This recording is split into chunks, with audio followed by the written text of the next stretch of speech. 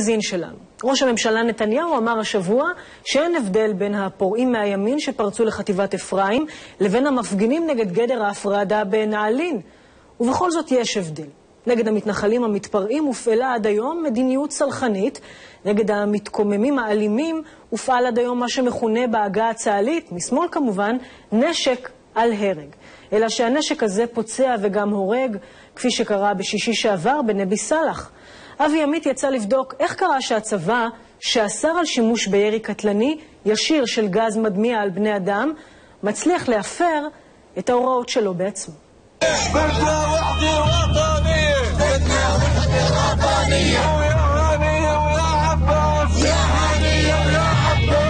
יום שישי בשבוע שעבר, שוב הריטואל הזה שמתרחש בכמה מוקדים בשומרון כבר 5 שנים.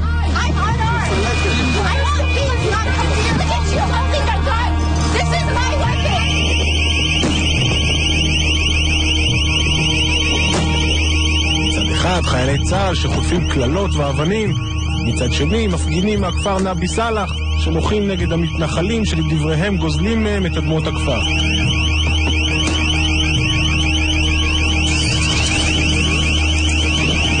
Mustafa was here. I was there. He was thrust on the bulldozer. And this time, some soldier from Jeep opened the door and shoot 5 or 6 was here on Mustafa. You saw it? Yes.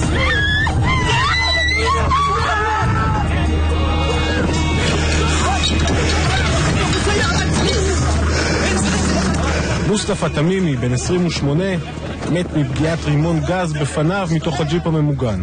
החייל היורה עשה זאת בניגוד לנוהלי הפתיחה באש של צה"ל, אלה שאוסרים על ירי בכינון ישיר, כך זה נקרא, ישירות לעבר בני אדם.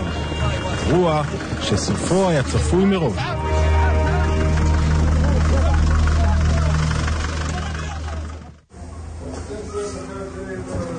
هذه القنبلة اللي قتلت ابني ضربوها في الصدر هنا قطمت جميع الشرايين.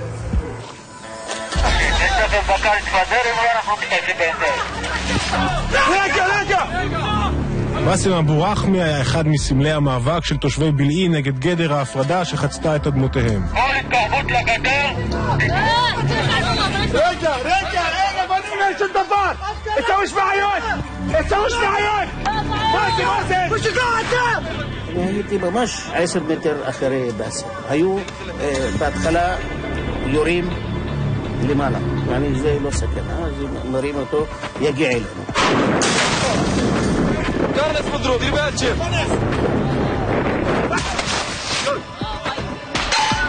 שמעתי פתאום בומב אחד, שמעתי להם חברים, הם התחילו לראות בנו ישיר, תתרחקו. אז באסם ראה גברת נפצעה. רגע, קצין, תשמע, את החרקת אחת ישראלי. רגע.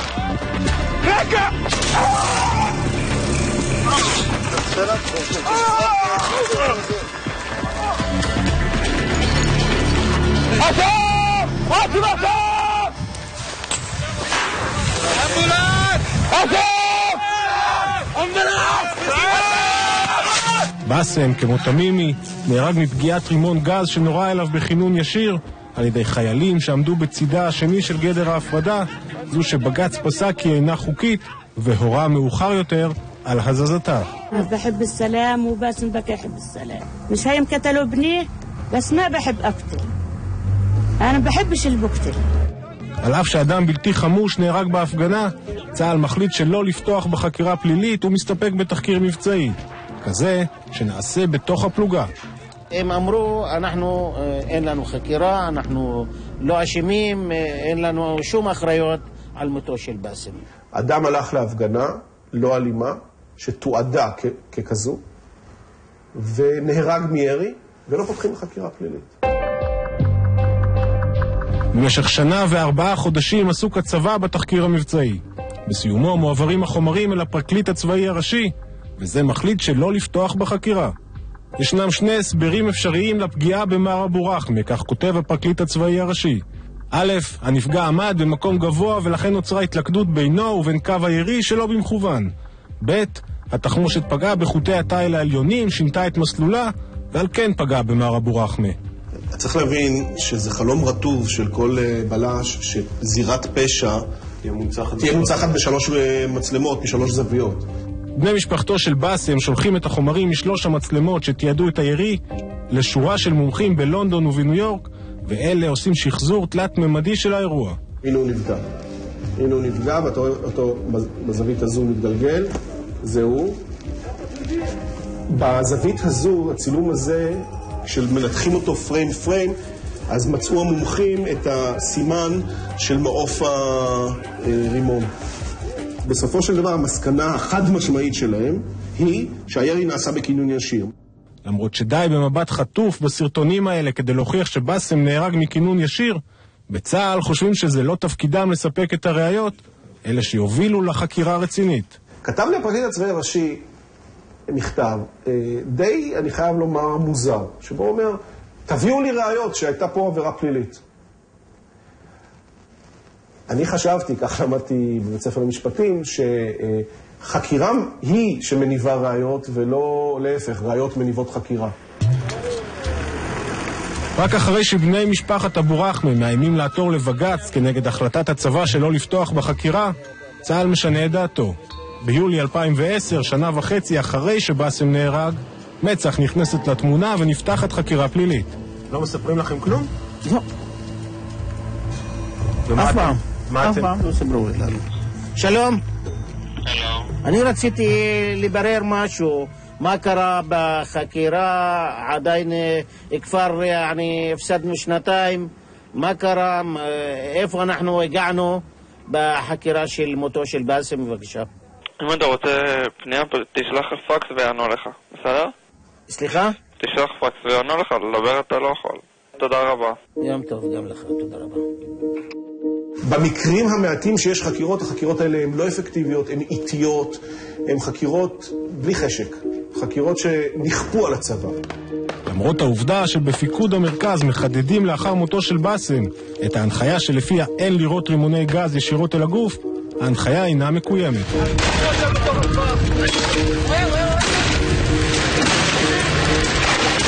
לפחות 13 מקרים של ירי ישיר על מפגינים תועדו לאחר מכן. הפקודה נשארה על הנייר, כתבי אישום לא הוגשו בינתיים.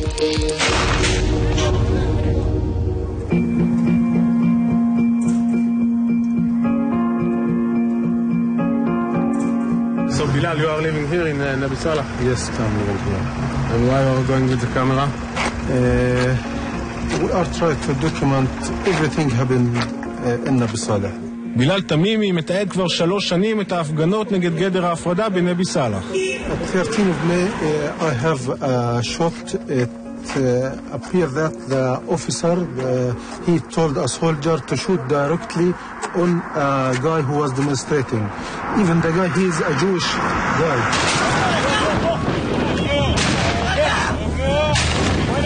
הסתכלתי עליהם, כאילו, ראיתי את אחד מהם מרים את הנשק, שמעתי כאילו אחד מהם אומר תן בו, תן בו.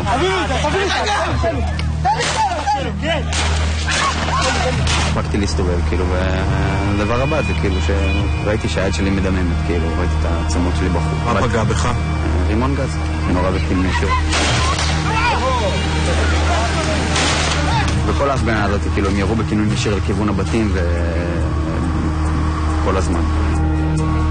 בן רונן הגיש תלונה לפני חצי שנה. החקירה הסתיימה, אך החלטה אין.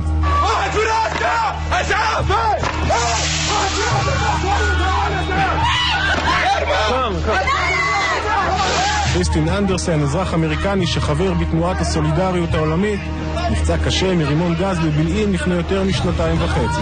I shot a high velocity tear gas grenade and it hit me in the forehead, knocked me unconscious and caused brain damage. החקירה בעניינו הסתיימה, אך החלטה אין.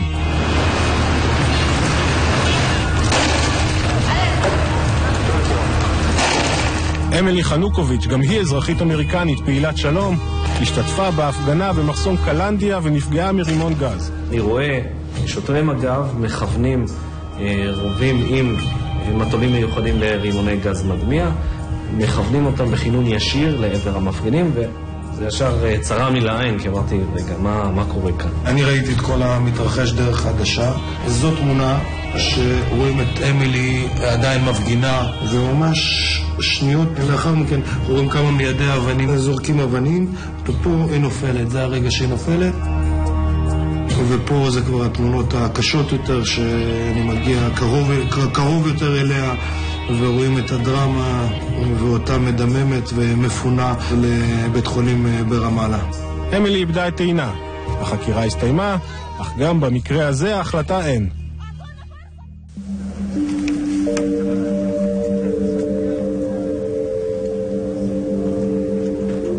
בחזרה לנבי סלאח, בסוכת האבלים של חמולה תמימי, ספקנים בנוגע לשאלה האם מה שלא קרה אחרי מותו של באסם אבו רחמה יקרה עכשיו, אחרי מותו של הבן מוסטפא. זה לא פעם ראשונה שעושים חקירה. כמו אתמול בלילה הביאו איזה 100 חיילים, איפה שהוא הרגו אותו, מביאים מטר ועושים כמה מטר היה מרחק של הג'יפ שהוא ירה עליו. בדברים האלה, לראות הנבי סלאח שאנחנו עובדים על זה, אין לכם מה לדאוג. אז ייתן לי, יחקרו, לא יחקרו, אני אומר לך, אנחנו לא מאמינים לחקירות שלהם. אם אנחנו לא נותנים משקל מספיק לחקירות, אנחנו מעבירים מסר שמאפשר לחיילים אחרים להגיד, טוב, לפגוע בפלסטיני, אפילו להרוג פלסטיני, זה לא ביג דיל. זה סיפור קטן הרי בתוך ים של סיפורים, בתוך הסיפור הענק הזה שאנחנו מדברים עליו כל כך הרבה, של אכיפת החוק ושלטון החוק, בכל משהו מעבר לקו הירוק. זה מתחיל בפינוי מאחזים, שאף אחד לא מנסה אפילו לפנות אותם, וזה נגמר, זה נמשך באלימות כלפי פלסטינים, אם זה מצד חיילים ואם זה מצד מתנחלים, וזה נגמר כמובן בסופו של דבר במה שאנחנו ראינו השבוע, שזה אלימות של מתנחלים כלפי חיילי צה"ל.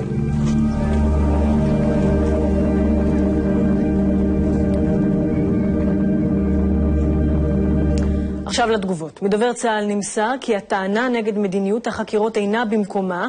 המדיניות אף אושרה לאחרונה בפסק דין מפורט של בג"ץ. במקרים המוזכרים התקיימו תחקירים מבצעיים בדרג הפיקודי, אשר בסופם הוסקו המסקנות הנדרשות, וההוראות המקצועיות הנוגעות לשימוש באמצעים לפיזור הפגנות חודדו. חקירת נסיבות מותם של מוסטפא תמימי ובאסם אבו רחמה טרם הסתיימה, ומשכך לא ניתן להתייחס לכך בשלב הזה. ראוי להדגיש כי המפגינים מפעילים נגד חיילי צה"ל אלימות קשה במסגרת הפרות סדר לא חוקיות מדי שבוע. ממשרד המשפטים נמסר כי התיק בעניינו של טריסטן אנדרסון נסגר לאחר שלא נמצאה כוונה פלילית. הערר ופעולות החקירה שבוצעו בעקבותיו הועברו לבחינת מחלקת העררים בפרקליטות המדינה. התיק בעניינה של אמילי חנוקוביץ' נחקר על ידי מחוז ש"י במשטרה והוא עבר לפרקליטות. בוצעו השלמות חקירה אבל טרם התקבלה החלטה. התיק בעניינו של בן רונן לא אותר. אלון בן דוד איתנו. כמו שראינו, החיילים נמצאים בטווח של כל זה. האלימות מימין, האלימות משמאל, שגם היא אלימות לא פשוטה. לא, תראי, לא ראינו את זה ממש בכתבה, אבל כל יום שישי עשרות חיילים עומדים שם תחת מטר של אבנים, ולא אבנים, אבנים. זאת אומרת, הם סופגים לא מעט. מבחינתי, מי שזורק בלוק על צה"ל, לא משנה אם הוא יהודי או ערבי, צריך לקחת בחשבון שהוא ייפגע. גם אם אנחנו לא רוצים שימותו אנשים במקרים האלה, מי שמפעיל אלימות חייב לדעת שהוא עלול להיפגע. במקרה של אלימות של יהודים, אין בצבא עדיין את האינסטינקט הזה של להגיב בכוח. ראית את זה באירועים השבוע, ולמרות החומרה של האירועים ולמרות הזעזוע של כולנו, לתחושתי, לא נפל עדיין האסימון בהקשר הזה. גם בשב"כ מדברים על כך שהשלב הבא יהיה הפעלת נשק. כלומר, יש כבר הכשרת לבבות, כן, בקרב הציבור הזה של נוער גבעות, שבפינוי מאחז עלול להיות מופעל נשק. ואגב, מהיום בבוקר יש הבטחה לאבי מזרחי, אלוף פיקוד המרכז, האויב החדש של נוער גבעות. ההבטחה הזו היא כמובן מפני יהודים, לא מפני ערבים. כן. בוא נראה קטע מעדות של חייל מילואים שמדבר בדיוק על האלימות הזאת שאתה מזכיר. התגייסנו לחודש מילואים בגזרת בנימין. אז בעצם נהרסו 3 מבנים במאחז מגרון. אנחנו מקבלים דיווח על צמיגים על כביש 60 בגזרה שלנו, ומיד ניגש לשם הסיור הרכוב שלנו, שהחבר'ה פורקים מהג'יפ כדי לפנות את הצמיגים ולפתוח את הציר, שוב, כדי למנוע סיכון למתנחלים. מתחילים לזרוק עליהם מהמבטר, מגובה 10 מטר, בלוקים, אבנים גדולות, סדר גודל כזה, סדר גודל של ראש של בן אדם, שאחד החיילים בסיור מתכוון לראות בהם, כי בואו נגיד את האמת, לזרוק בלוקים מגובה 10 מטרים על חיילים זה פיגוע. אז מפקד הסיור אמר לו, לא, עזוב, אל תירא, כי היה ברור להם שמדובר במתנחלים. בתקופה שאנחנו היינו מילואים, מהרגע שהרסו את 3 המבנים האלה במגרון, לא היה יום שלא הייתה השלכת אבנים מצידם של יהודים על רכבים צבאיים. 3 ימים אחרי אירוע הבלוקים, נכנסו מתנחלים לתוך הסדנה בבית אל, השחיתו את הרכבים, ריססו עליהם כתובות, ומדובר ברכבים שהם רכבי ביטחון, רכבים ששומרים על המתנחלים, אבל זה ונדליזם. המעשה נבלה האמיתי זה שנכנסו מתחת לרכבים באזור של הרכבים התקינים, חתכו להם את הבלמים. זה ניסיון לרצח, זה ניסיון להרוג את הנהג. אף אחד לא דיבר על זה שפוגעים על בסיס כמעט יומיומי בחיילי צה"ל בגדה המערבית, והפוגעים הם אזרחים ישראלים. הם מתנחלים, הם תושבי מאחזים, הם נוער גבעות. החבר'ה האלה, המחבלים של תג מחיר, מנסים לפגוע פיזית באנשים. הם מבצעים פעולות טרור שלא שונות מהותית ממה שעושים הערבים שהם שכנים שלהם בגדה. יש לנו אויב דו צדדי. אנחנו בעצם עומדים כבאפר, חוטפים מהפלסטינים על רקע לאומי, חוטפים מהמתנחלים על רקע פוליטי, ואנחנו שקי החבטה של הגדה המערבית. אז אלון, יש חידוש בכלים שאולי אפשר להשתמש בהם כנגד המתפרעים הללו? רוב הדברים שהציג ראש הממשלה השבוע אין בהם חידוש, זה כלים שכבר קיימים. את ההגדרה של ארגון טרור קשה מאוד להכיל על נוער הגבעות, ולכן זה לא יקרה. החידוש הבולט היחיד הוא ההצעה לקחת את אותם אנשים לבתי דין צבאיים. אגב, פלסטיני, נער פלסטיני, בן 15 שזורק אבן על צה"ל ומגיע לבית דין צבאי, נכנס לחצי שנה בכלא. מה שאני לא יכול לעשות לנוער גבעות יהודי שזורק אבנים כאלה, אבל כבר הערב, אומר היועץ המשפטי לממשלה, יש בעייתיות בלהביא יהודים ישראלים לבתי דין צבאיים. שר המשפטים מתנגד, אומר שניתן לעשות את זה, זה בדיון בין שניהם, כשהמבחן הבא קרוב מאוד. צריך לפנות את רמת גלעד עד סוף השנה הזו, כלומר ב-15 היום שנותרו עד סוף השנה, והייתי אומר שבצבא יש איזה אי נוחות מהעובדה שבמקום להראות נחישות, מתנהל כרגע משא ומתן שמוביל אותו השר בני בגין, עם המתיישבים בחוות גלעד, אז איזושהי הסכמה, התחושה בצבא היא ששוב הקריצה למתנחלים נמשכת. מה המסר העיקרי שאנחנו יכולים ללמוד שמועבר מהמינוי האחרון לאלוף פיקוד מרכז? תראי, בימין פירשו את זה כאיזושהי סתירה בתגובה לאירועים. המינוי הוחלט כבר לפני שבוע, אבל המסר בעיניי החשוב הוא שלא המתנחלים קובעים מי יהיה אלוף פיקוד מרכז. הייתה איזו תחושה אחרי מינוי ראש השב"כ יורם כהן, כאשר מי שהמתנחלים לא רצו שימונה, אכן לא מונה בסופו של דבר, שמאוד כדאי להיות נחמד למתנחלים, כי הם מכתיבים בסופו של דבר מי ימונה.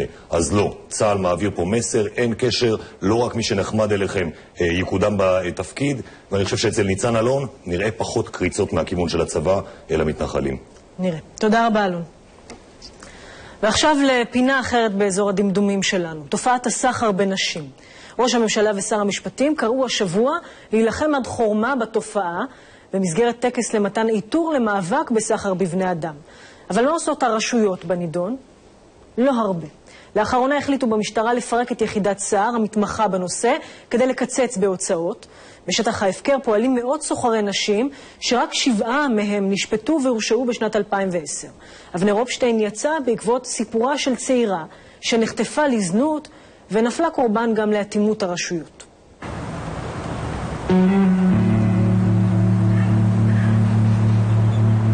А это чей почерк זוידה? почерк זוידה. ישראל אשדוד, 23 באוגוסט 2003 ליד הים.